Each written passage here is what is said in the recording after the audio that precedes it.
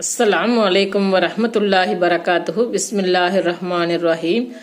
கண்ணியத்திற்குரிய சகோதர சகோதரிகளே, இஸ்லாம் எனும் பாக்கியத்தை நமக்கு வழங்கிய இறைவனுக்கு நன்றி செலுத்தியவர்களாக எனது உரையை ஆரம்பம் செய்கின்றேன். இன்று நாம் காண இருக்கும் தலைப்பு இஸ்லாம் வலியுறுத்தும் விளையாட்டுக்கள். மனித உணர்வுகளை மதிக்க தெரிந்த மார்க்கம் இஸ்லாம் மட்டுமே. ஏனென்றால் இஸ்லாமிய மார்க்கம் மனிதர்களையும் அகில உலகத்தையும் படைத்த இறைவனின் மார்க்கம்.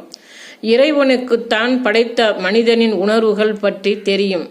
இஸ்லாம் விளையாட்டுக்களை பொறுத்த வரையில் அதிலேயே மூழ்கி கிடந்து அடிமையாகாமலும் அடுத்தவர்களுக்கு துன்பம் கொடுக்காத வகையிலும் மோசடி சூதாட்டம் இல்லாமலும் உடல் ஆரோக்கியத்தையும் சிந்தனையும் சீர்படுத்தக்கூடிய விளையாட்டுக்களை அனுமதிக்கவும் செய்து அதை தூண்டவும் செய்கிறது.